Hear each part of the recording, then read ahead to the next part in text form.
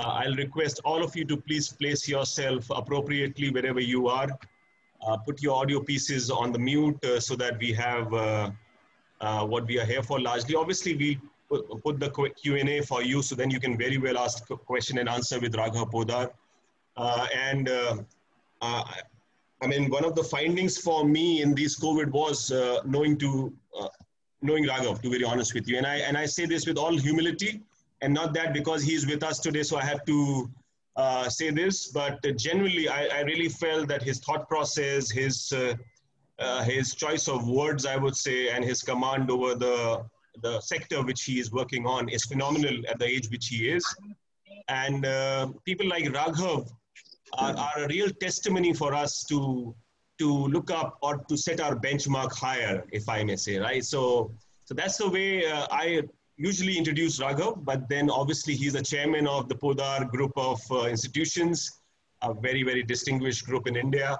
Needs no introduction. He is running now or leading the organization, which is in fact established by his forefathers. But I think his forefathers will be very, very proud of him, the way he is leading it, number one. And none better than him, I would say, when I talk about leadership, to talk on this particular session, if I may say. So Raghav, firstly, a great welcome. Good to have you with us. Over to you. You can say a quick hi to everyone who is joining us. Yeah.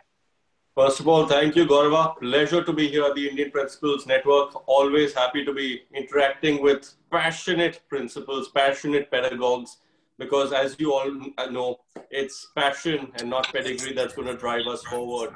And I was so heartened when I heard about, sorry ma'am, I didn't catch the name, but there was an educator out there who said she's got fever and she isn't feeling well, but there was nothing that's going to stop her from learning more and trying to gain more knowledge and implement that and better her students. So best of health, ma'am, to you who has got fever, to the people joining us from Nigeria and Nepal. Namaste to you as well. And looking forward to chatting with all of you in this webinar. Sounds good. Sounds good. So Raghav, I'll quickly put everyone on the mute for the benefit of smooth transaction. You'll have to unmute yourself while I mute you once. Okay. We will bring all of our leaders back into the fold, which is to the discussion. No two ways about it, as this is all about you all. I'll start the conversation with few sort of questions I have for Raghav, because that's sort of a format we have under the leadership lesson series for school leaders. So there are a few hygiene questions, obviously, will I put up to Raghav, so he'll take up those questions for us, and we straight dive into your Q&A, which will be actually the majority part of this session. Okay, so I'll start with a very elementary question, which I'm sure resonates well with all of us here on the group. Everyone of you are in your own regards a leader, who's running their institution. But today, because Raghav is our guest, Raghav, please help me or help us understand what, as per you, the work you do or the work you are in is leadership largely. How do you put that into a definition for yourself? What is leadership? Absolutely, Gaurav. And before actually I address that question, I want to wish all the educators here a very happy Teachers' Day. I know it's a bit after that, but no, actually Teachers' Day shouldn't be only one day, because every day belongs to the teachers and educators. So happy Teachers' Day to all of you. Now, what is true leadership? Many times when you come across the word leader, you see the word follower aligned in some way. Now, leadership is not about attracting others to follow, because that conveys a sense of power, authority, or control that might serve well in the short term by getting others to fall in line through conformity or fear. But it doesn't create the conditions that are necessary for sustaining progress. Now, great leaders don't tell people what to do, but instead they take them where they need to be and let them get the answers and solutions for themselves. Now, there's no agenda to create a group of followers or disciples. Now, true leaders know that their success is tied directly into the work of the collective, into the work of the team, because it's not one person that can win a war, a football game, or even an election. It's the entire team. A captain is only as good as his team. If the team succeeds, then the captain succeeds. So it's the same thing with education. If you're a school leader, it's your team that you have to build and make them leaders, and that's what makes you a true leader. It's the greatest people, the greatest leaders are not necessarily the ones who can do the greatest things. The greatest leader is the one that can get his people to do the greatest things. So that's the most important. Talking about leadership, a little bit about my leadership style, since before we started, you were asking me to talk a little bit about that. Leadership is not a title. It's not a designation. It's not like, oh, I'm principal, so I'm a leader. That's not what makes you a leader. Leadership is a choice. It's a decision. It's a bunch of many small choices and decisions that you make every day in your life.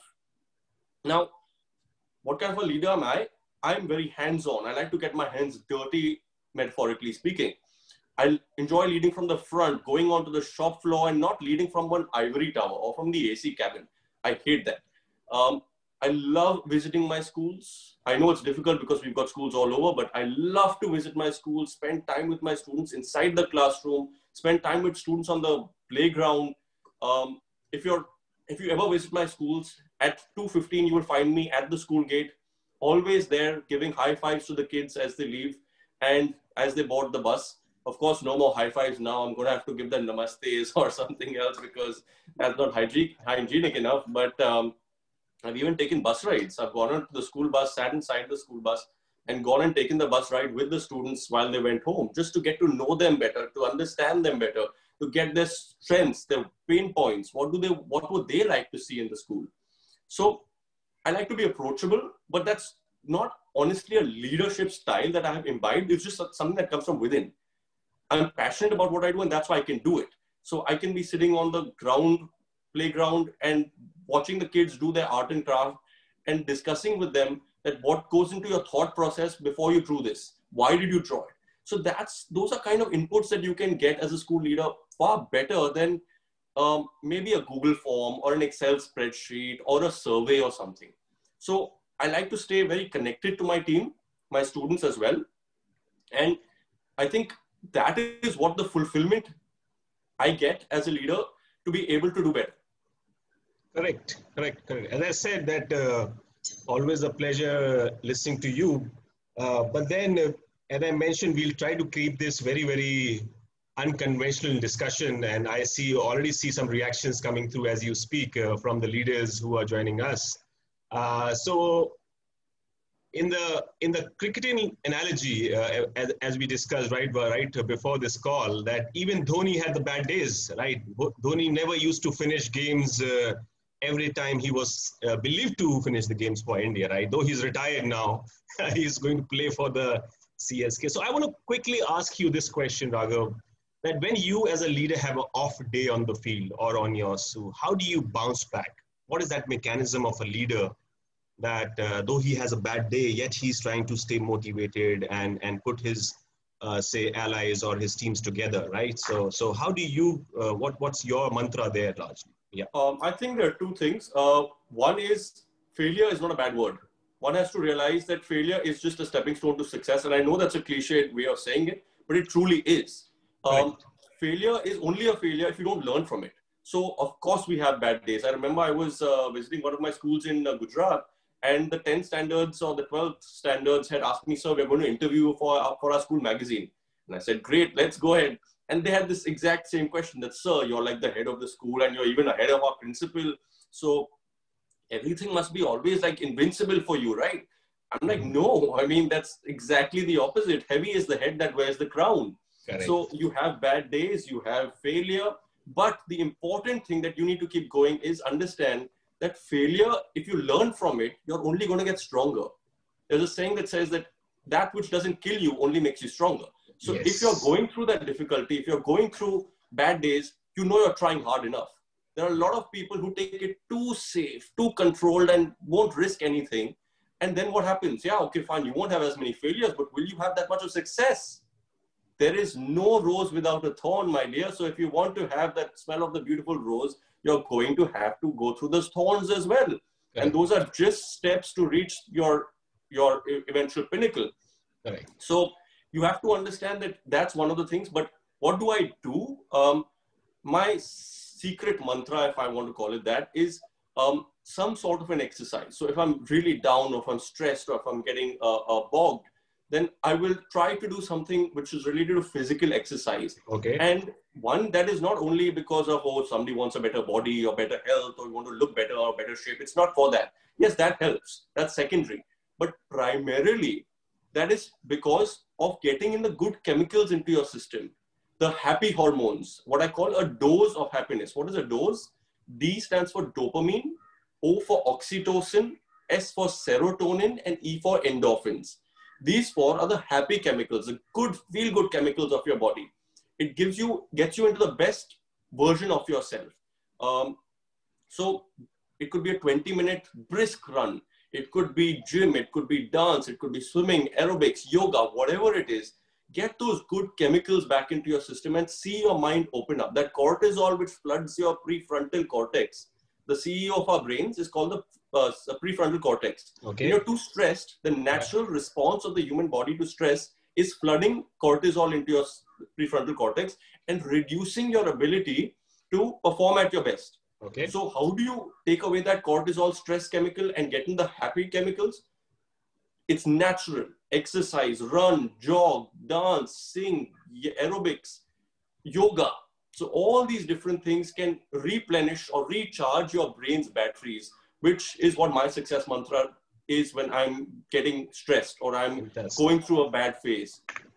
No, I think which you pointed out very well is that somehow in our society we shun loss or not winning every time as a very bad stigmatized term, I would say, right? Sadly, and I'll make you one more.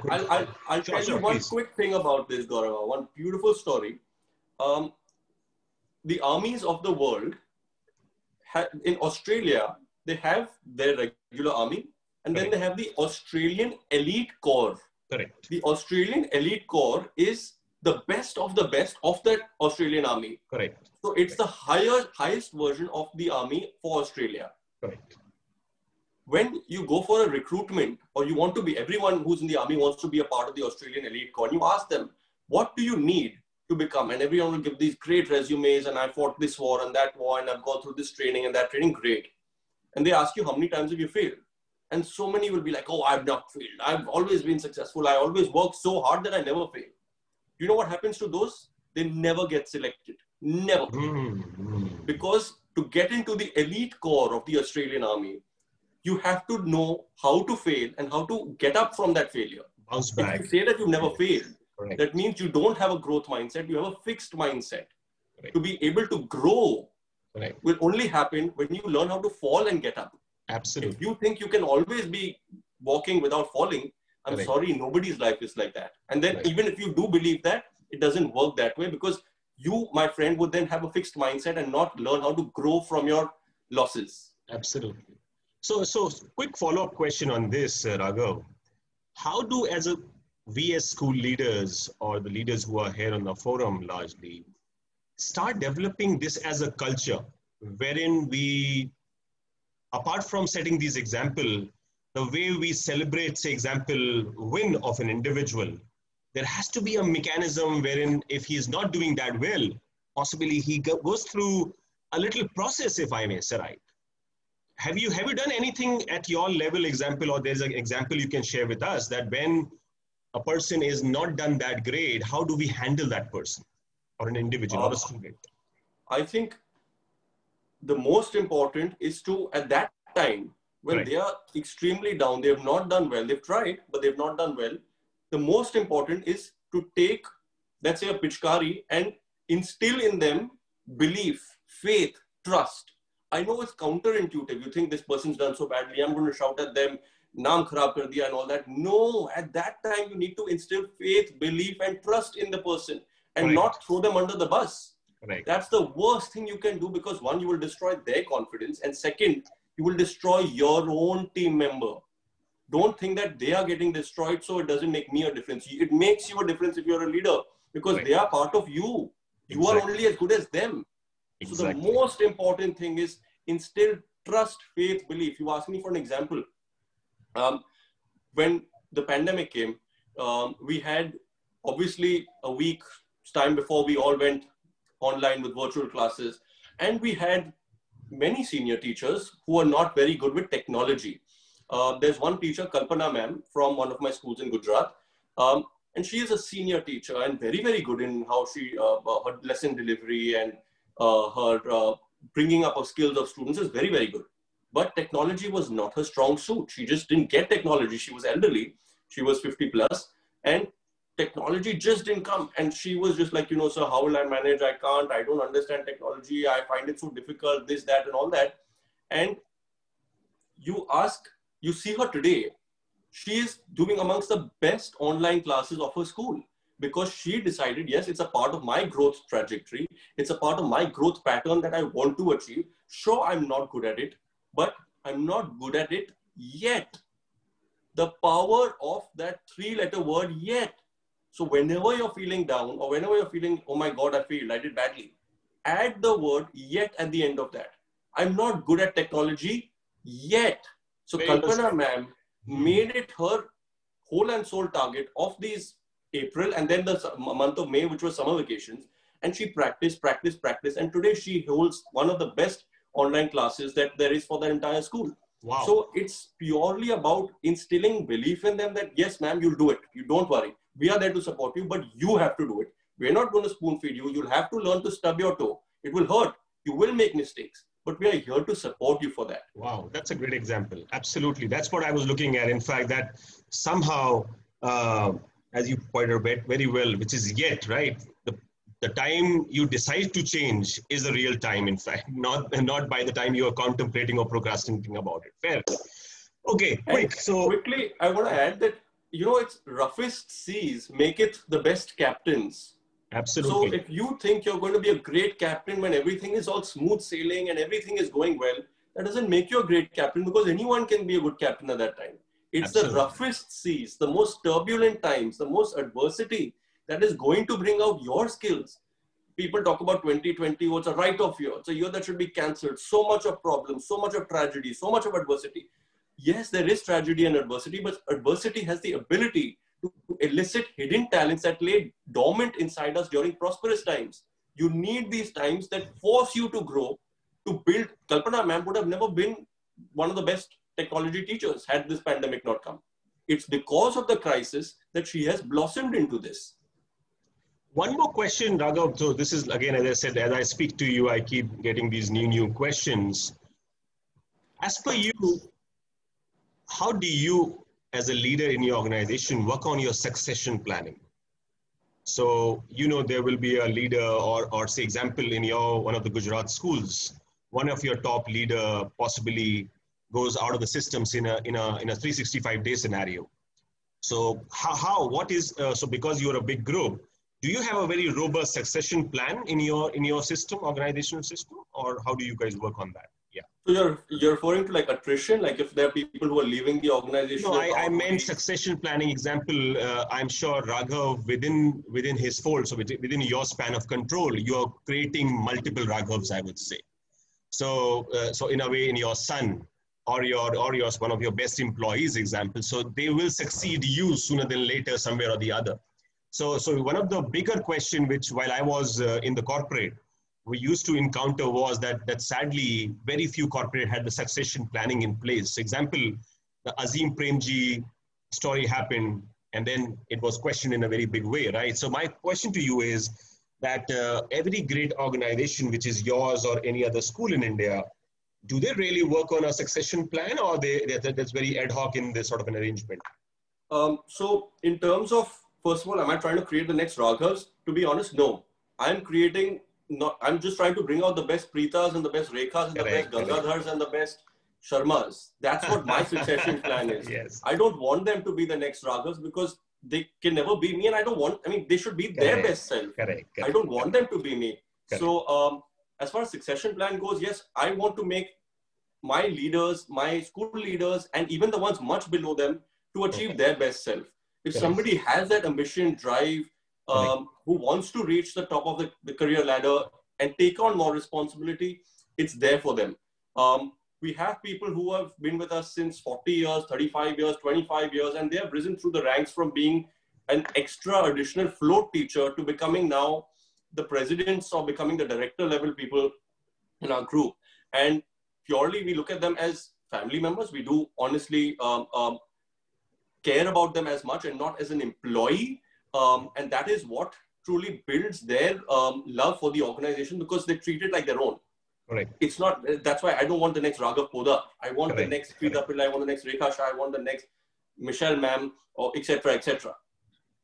So I would say I fell prey by saying that you'll make a new Raghav, I would say. So anyway, coming to, I think my final question, and then I'll open the house for everyone to join in, which is that your advice to young teachers, young educators, what are, say, a few qualities they should imbibe in order to be successful educationalists, if I may say, right? That's my final question, and then I throw it out to the entire audience. Yeah, please. So I'm going to tell you, instead of answering your question directly, I'll first tell you a story. Sure. Do you want to listen to a nice story? Oh, absolutely. We love our stories. In India, we love our stories. Yeah. Absolutely. And I'll tell you what, stories leave a lot more of recall on a person's mind, which is why it's important as a speaker, as an orator, all of the principals who are watching, do try to throw in stories to your children, because that allows a lot more of memory recall. Anyways, so I'll tell you this great story. Gaurav, do you know this man called Blondin? Have you ever heard of this guy called Blondin? I have really, yeah. But not in the context, but possibly what he used to be or known for. Heard of it? Just maybe you are quizzing me, if I miss it. No. It's the story is about this guy called Great Blondin, and he was in 1859. He was way back, 1859. We're talking about almost 200 years ago. Now he's the man who invented the high tightrope and on a very high place, and if you fall down, you fall down. So he invented that high wire tightrope act. And in 1859, he announced to the entire world that he intends to cross the Niagara Falls on a tightrope. Okay. So 5,000 people from across the world came, including the Prince of Wales, gathered to watch.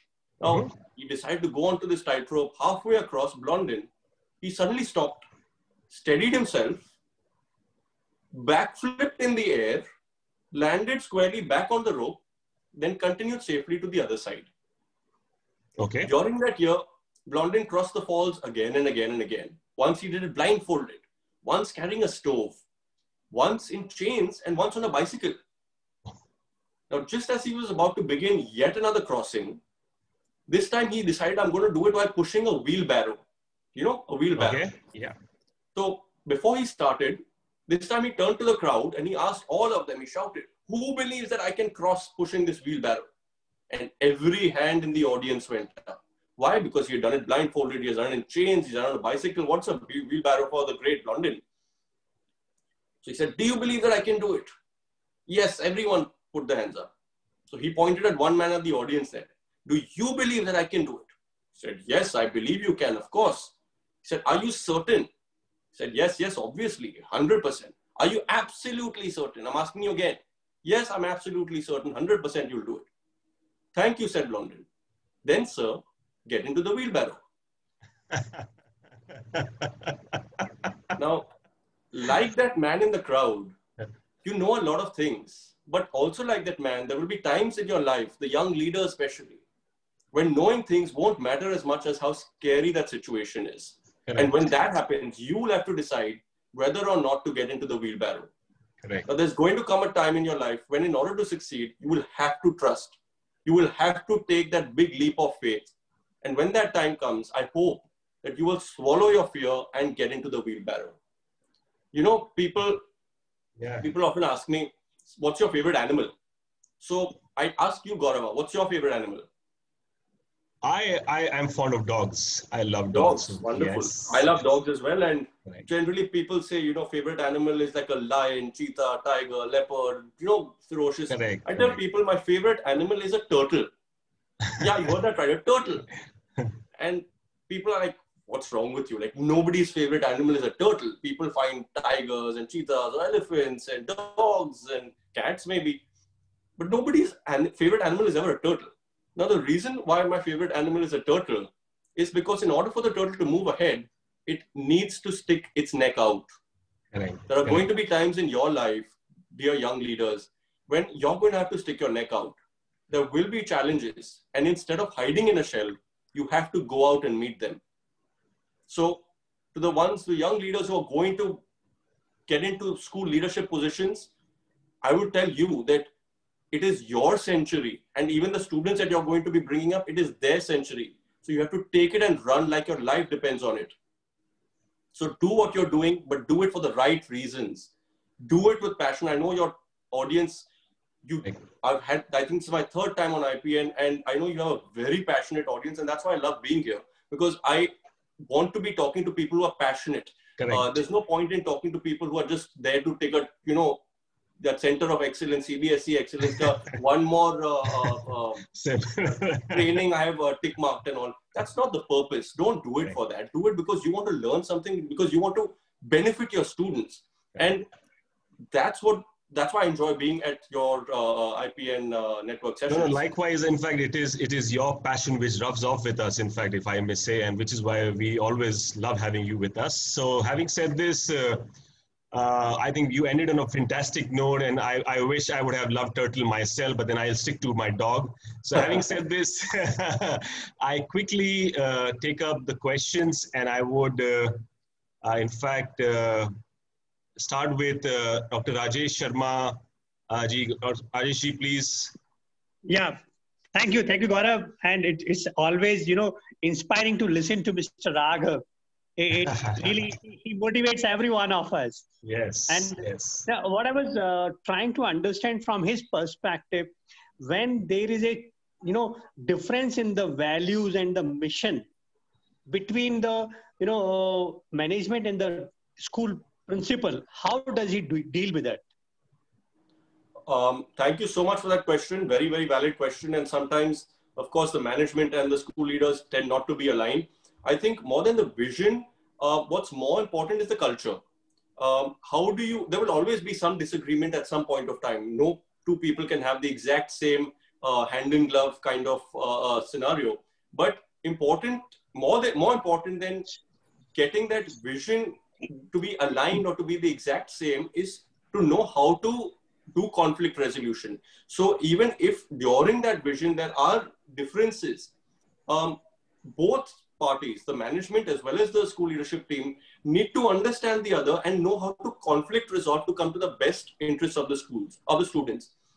And for that, more than strategy or vision or more than your planning is your culture. There's a line that goes, culture eats strategy for breakfast. Now, what is strategy? Strategy is an intention. A vision is an intention. It's intent. But culture is a habit. Far more important than strategy or vision is your culture. So if your school culture is one that is progressive, that knows that there are going to be difficulties, there are going to be turbulences, there are going to be speed bumps, and we are going to overcome that, the culture will be able to turn that into the interests of the children. If the culture is weak, but even if the vision is very well aligned, principal and the school leadership team and the management is fully aligned, but the culture is weak, that strategy is of no use, that vision is of no use. So far more important than vision and strategy is how you actually deliver that to your students, and that is the culture of the school. Thank you so much. So nicely, so nice, Mr. Raghav. Thank you. After your question, and after this, Jyoti Samanta. Yeah. Raghav, it was wonderful listening to you. This is the third time I'm listening to you. And every time I listen, I find a young edu entrepreneur in front of us. I'm the principal of Delhi Public School, Ghaziabad, Vasundhara.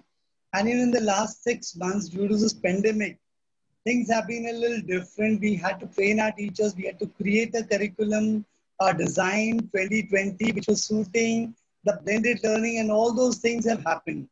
And it has really helped all the teachers. Now comes my question, Raghav.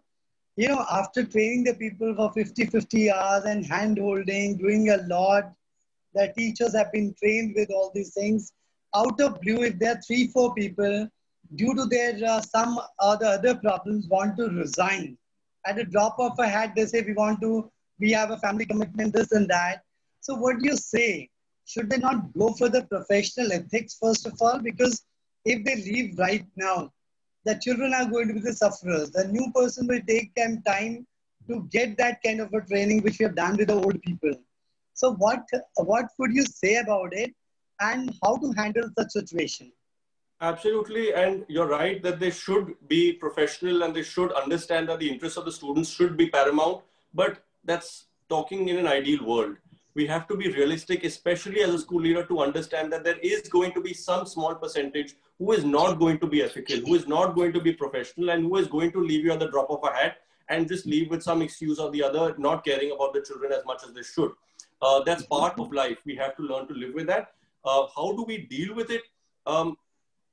By truly creating that family sense. I mean, I know people make them sign bonds and you can have this thing where I don't believe in that. I don't believe in forced that. and all. Exactly, but that's all superficial, because somebody who wants to leave, whether you have a bond or not, is going to leave anyways.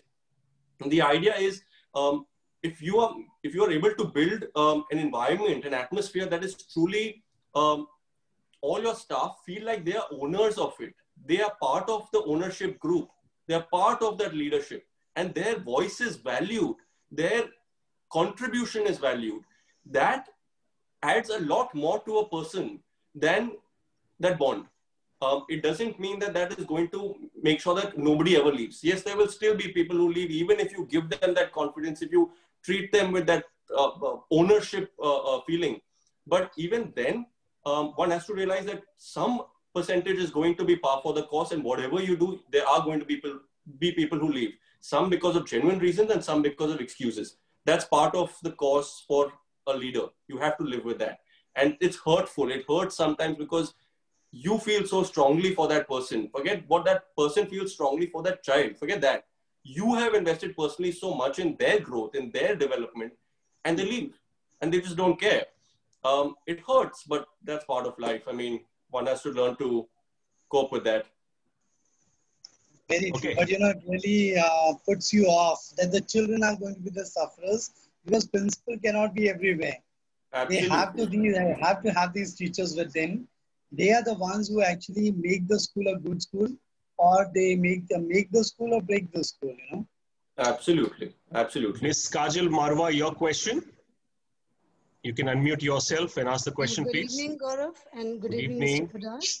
And I just wanted to tell you that I'm about to enter this field of leadership.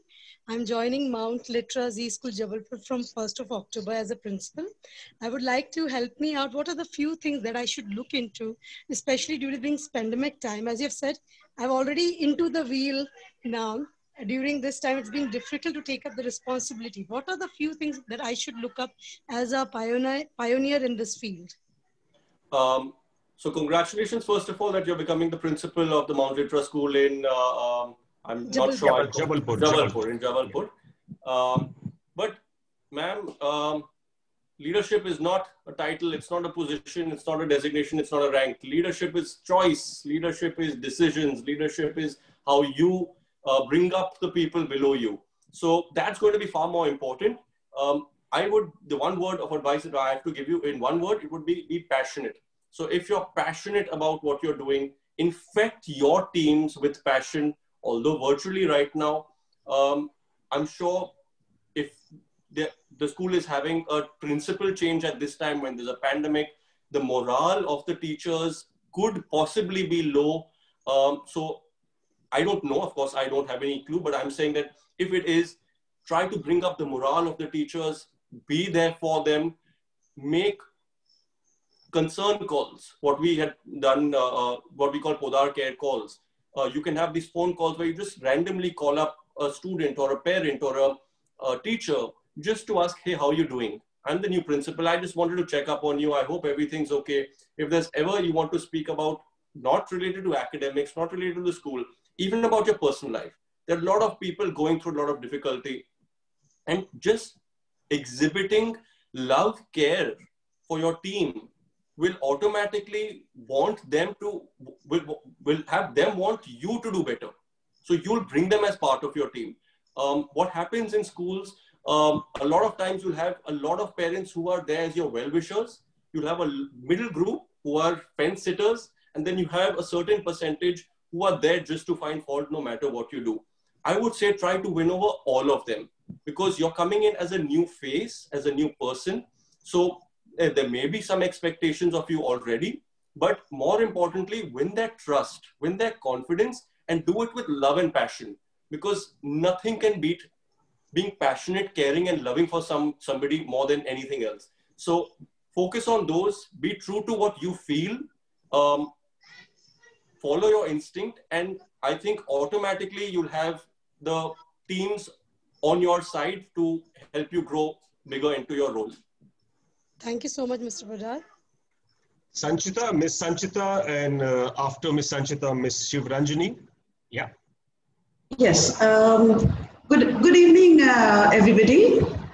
So, Mr. Poddar sir, I would like to tell you that whenever you speak, whatever you speak, it is so close to my heart. And I can reflect after you speak and implement so many things in the school.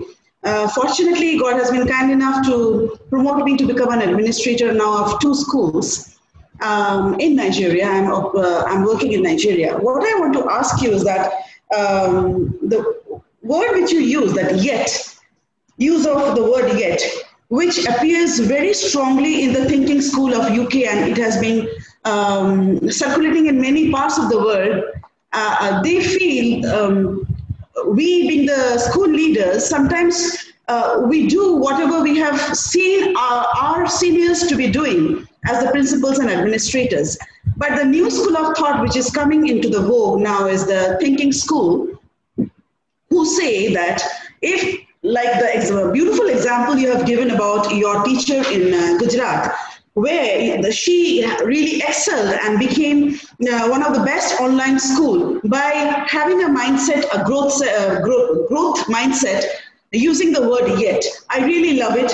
And if we can make use of this particular growth mindset among our leaders, the attitude towards having an administrative role will totally change.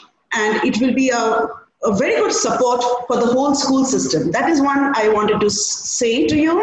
And the second thing which I want to ask you is that you said culture is a habit. I totally agree with you. But when a school is developed, the owners, the proprietors of the school, they form the vision and the mission of the school, and they don't know at that point of time what the culture will be, because the culture of the school totally depends on the principal or the head who runs the school. So how is it possible to marry both the vision and the mission with the culture of the school, and also to communicate with the proprietors that yes, this has been set, but the culture is not in alignment with the vision and mission? So what is the best way to to address this issue in different schools in different parts of the world? Could I make it very clear? Sure. And thank you for that lovely question. I'm going to try to remember all the questions within that one question because it was a little long, but first of all, thank you for joining in from Nigeria, and lovely to hear that you like the power of yet, because to all the people watching, I would recommend go to Google and type in The Power of Yet by Carol Dweck. Carol Dweck is spelled CarolDweck, Carol Dweck, and she's from I think Princeton or Stanford University, and she's done some wonderful work, wonderful research and on how do we build growth mindset into students, and it's some fantastic stuff you will get. If you don't want to do, if you're more of a visual kind of person, you'll get good videos on YouTube as well to see that. So there's so much on the power of yet. So a lot of the schools are really transforming on this power of yet. In fact, the entire assessment system is changing in so many countries from pass or fail to pass and yet to pass. Yes. So the idea is that you haven't failed. It's that you're just yet to pass. So you're still on a positive trajectory, on a growth trajectory. And that one small thing really changes the lives of students because they believe, hey, I'm not that bad yet. I can still be better, rather than thinking, hey, I'm no good. And I'm sorry, your second question was something to do with culture and strategy. Culture, vision, and mission. Yeah. So when school leaders and say school owners or proprietors and the principals, you mentioned that the school culture is dependent on the principal. It's not wholly dependent on the principal. It's dependent on the principal, the teachers, the didis, the drivers, the students. Everyone makes up the school culture. Yes, the principal is the one who can be the one who's on top, but the principal is one. The teachers will be 50. The students will be 500. So it's all of them who will go into making that culture.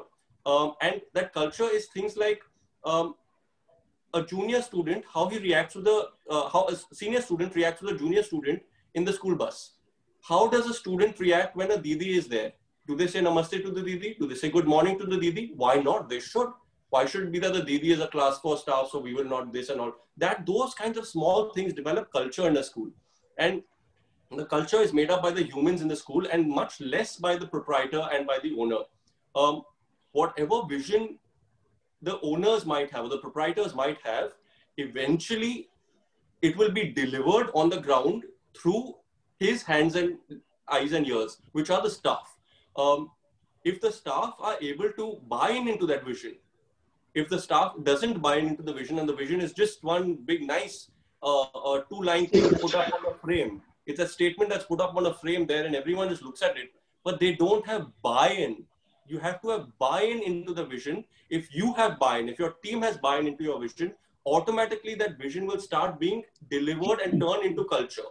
If you don't have buy-in, whatever that proprietor might do, whatever that owner might do, it will just remain on that big frame that when he comes for a visit, all will be told that sir ko ye batana hai ki ye hai, wo hai, and it will be a farce. It will be a facade. May I come in for a minute, Raghav? Sure. What she was saying was perfectly all right. See, the owners or the proprietors, whatever the vision they create, if they don't have a strong principle to take their vision forward amongst the other stakeholders, I don't think it can happen. A good principal makes the school. A principal who's not concerned breaks the school within no time. Ultimately, it's the principal who has to actually monitor everything, because you cannot come day-to-day basis. As the principal is monitoring everything, she has to create a team. She has to create that kind of aura, that kind of a vision, that kind of a culture, that it becomes the ethos of the school altogether.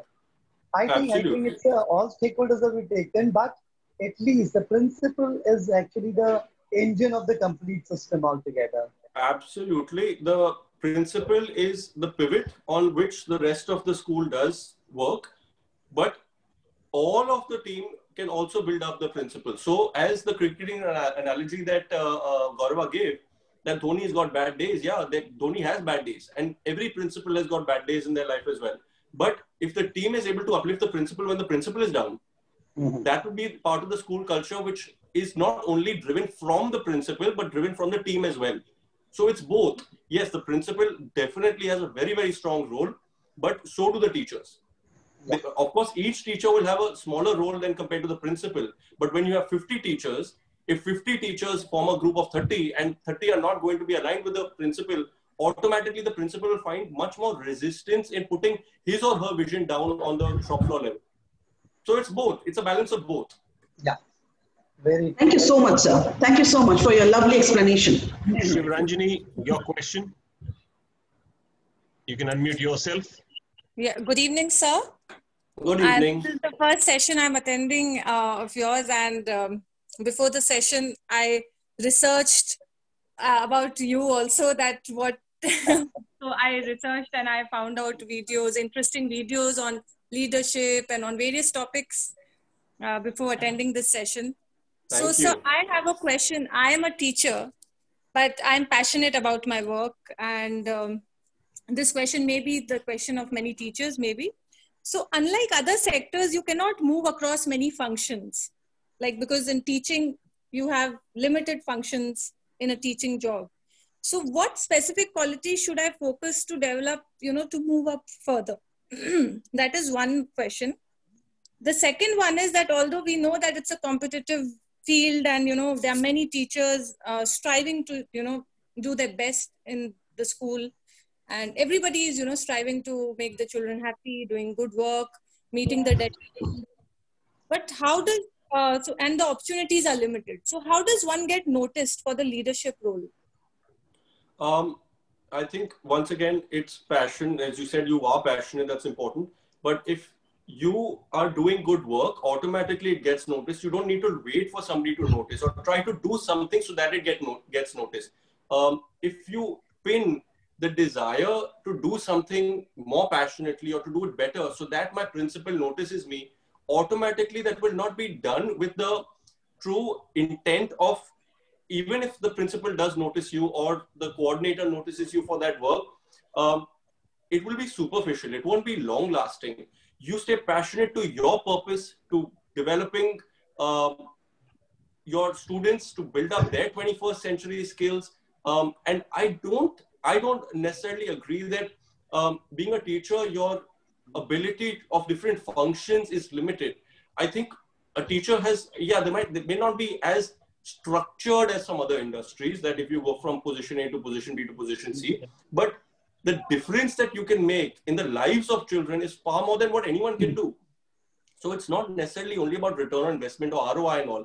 It's about looking at your students when, say, they joined when they were in the first standard. Recently, we were having this debate competition amongst the Podar schools, and there was the 8th, 9th or 10th standard debate going on, and I was there watching them. And at the end of the session, I asked them, so how long have you been with my school? And I remember them, they've been in school since junior KG. Now looking at those little tiny tots of junior KG who probably cried when I entered their class because they were so young. And now they are sitting on these debate competitions and debating as well as parliamentarians. That's the kind of fulfillment and joy. And I mean, for me, that's greater than anything. Now, how do you get noticed? I don't think you should try to want to get noticed. Try to do your best. Try Yes, to be honest to your purpose. Not to show, I'm not meaning to show them or something to prove myself, but what specific qualities should I focus? Like I'm as teacher, like to grow up. Be honest to what you feel. If you care about the students, if you want to talk about building their 21st century skill, if you want to talk about building their sports skills and music skills, or the academics, or whatever you feel true to yourself, focus on that. It's not right for me to pontificate to you that this is a skill that you should focus on, because that's not going to be true to you. For me, the only thing I can tell you is that be passionate about whatever you do. Whatever it is in the world, be passionate. I'll tell you a little advice that I had got that I remember even today. I was probably in the 10th grade back, I'm talking about 20, 25, 30 years ago. And one of my dad's friends, he was the CEO of this big multinational company. And the advice that he gave me was, Raghav, whatever you decide to do in life, decide to be the best at it, whatever it is.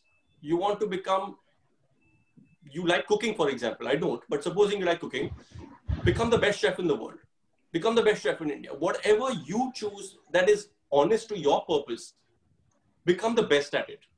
And if you do want to become the best at it, if you're passionate about it, that question of notice will not come, because you will go so high in the career ladder, higher than what anyone can actually achieve, irrespective of what title they hold at the end of their visiting card. It's not that they are principal or a coordinator or a manager or whatever. The kinds of growth you can have is far greater than the difference in that visiting card, what you give to people. Well said, Raghav. In fact, Shivranjani is one of that cohort of teachers which I was speaking about. So congratulations, Shivranjani, for winning that award from the IPL. Correct. So I believe that you're very inspirational already. So just keep on inspiring your students. And if I may quickly add to what Raghav said, and I mean actually developing from him analogy of the yet theory, if I may say. At the same time, we have to also build our brands. Individually, all of us are brands.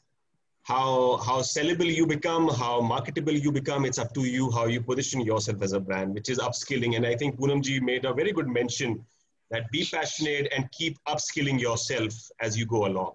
So I think we have time for a few questions. In fact, a couple of more questions, Raghav. So in fact, there is something which is coming on the chat window as well. So I'll quickly read few of them, which is one by Bhuvan Lal. Mr. Bhuvan Lal says, whenever I have worked, the principals or the owners have been so arrogant, bossy, and least bothered about the development of the teachers, and many more things are. What would you like to say about such people? I would like to say that, sir, those kind of people are there in every walk of life. I think sometimes you are put into those paths to learn from them. Why should I say anything negative about anybody? Even if somebody is arrogant or is not aligned to what is truly beneficial to the students, fine, that was a learning experience from you. You grew from it.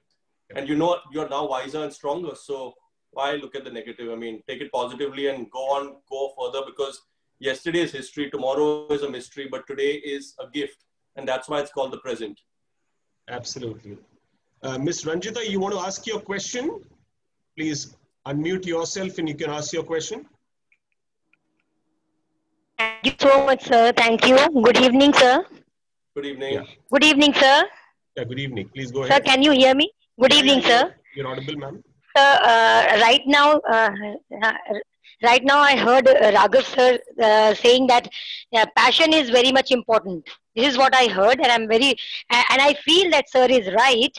But what I have faced in my 16 years of work, that passion was the biggest hindrance. I could not, because I am a passionate person, what I feel. But then when I was kicked off because of that only. I have faced politics against that because of the passion. So right now, what I feel as a person, I'm feeling a bit low.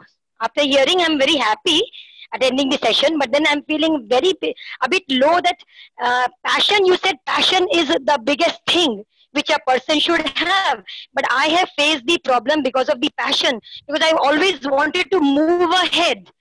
I never wanted to show my work to anybody, but then I wanted to move ahead. So one small question which I raised to the management, that I want to move ahead. If you find me right, please give me a chance. So that was the sentence. I was removed that very day from a very reputed school, and after 16 years of job. That does sound quite disheartening. And then there was a question raised, ma'am, sorry to say. Sir, sorry to say, please. And then the question was raised that why do I create videos on YouTube on phonics, and then I create videos on different topics like maths and all for Joro Gyan and all. So the question which was raised the time when they were about to sack me out, the question was, why do you make videos? So now today I want to ask the question to everybody that today these videos are the need of the hour. I used to make videos in 2017, 18, 19.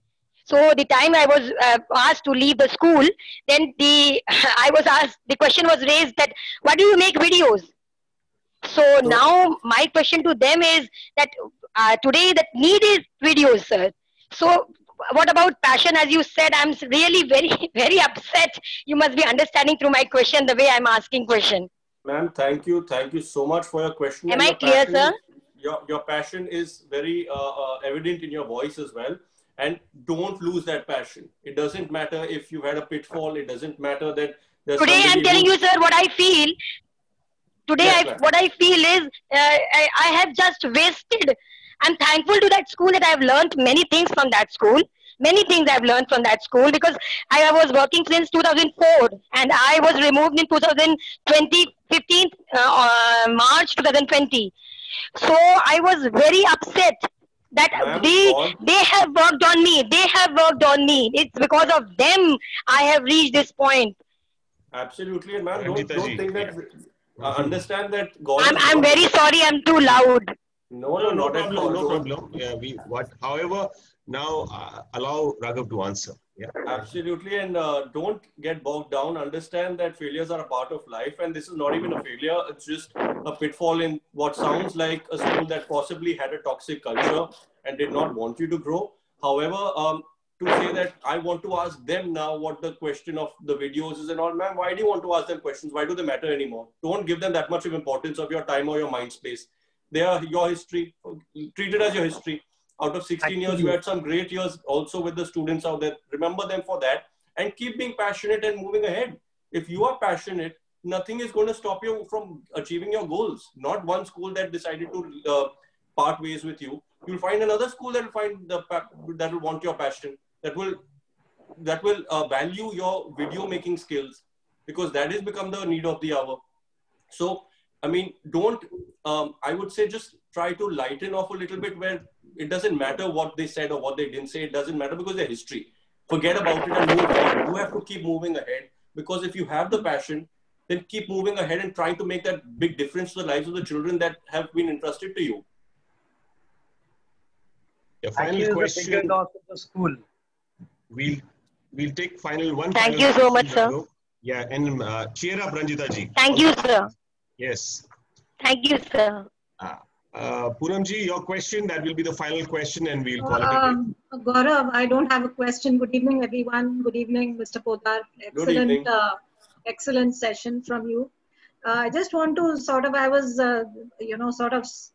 what should I say? The words are getting triggered by the pain that Ranjita is going through. So I just want to sort of say this to her with your permission.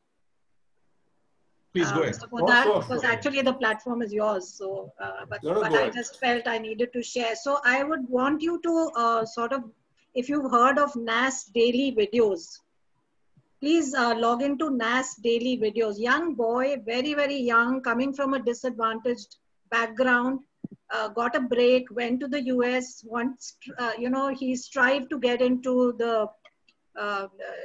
Harvard. He managed to get it, got a corporate job, well-paying job, and then quit it all because he was passionate about telling stories and making videos. And today he is one of the most followed YouTube bloggers and videos, and he's a job provider. He's not looking for a job anywhere. So if you are that passionate about videos, I would say, tap into your talent and start, today's world is all about, you have school children who are YouTubers and they have their own channels. Why can't you do that? Why do you have to be dependent on a school or on a principal to sort of recognize you and give you the opportunities? If you have talent, you can step out and carve your own path and do wonders. So, I mean, that's all I wanted to share, basically. Thank you. Thank you, Poonam. So kind of you. All the biggest leaders of the world have gone through failure multiple times. Amitabh Bachchan was rejected from All India Radio. At that time, he was probably feeling as passionate about, how can it be? I have Amitabh Bachchan voice, a baritone voice. Yeah, but if he had gone into All India Radio, we would have lost him as a star as he became in India. Or for example, of this man, he applied to be in Harvard 8 times. He was rejected each of the times. Then he applied to become a flipping burger person. You know, the guy who flips the burgers, and he says, he gives you the burger at the end and asks, would you like fries with that? And 24 people applied for that job. 23 people got rejected. 23 people got accepted. 1 person got rejected. That person's name is Jack Ma, one of the richest people in the world, the founder of Alibaba. So, I mean, don't take failure so strongly to heart. And even if you are taking it to heart, use it to turn that power into pain. To turn that pain into power. Turn that pain into power and use it as your leverage to go further. Whatever makes you more angry, whatever makes you more hurt, use it to turn it into a positive.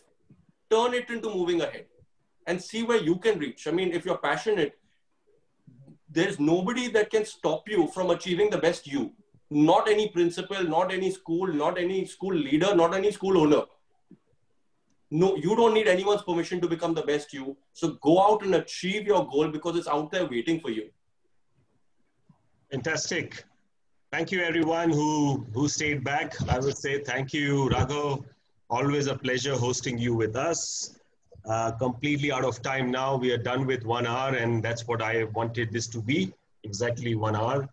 And I think people are already starting to pour in their compliments for you on the chat window. So which is that they always love listening to you. Thank you very much, Raghav, once again from all of us here at IPN. Thank you everyone who could join in. Hope to see you soon. Yeah. Thank you to all the wonderful, passionate pedagogues there, and keep on going and making that difference, because we are really in a privileged position to be creating miracles every day. So Keep creating your miracles every day. Thank you, everyone. Thank you. Take care. Stay safe. Stay healthy. Bye-bye. Thank you. Bye-bye, Gauravji. Thank you so much. Take care. I enjoy.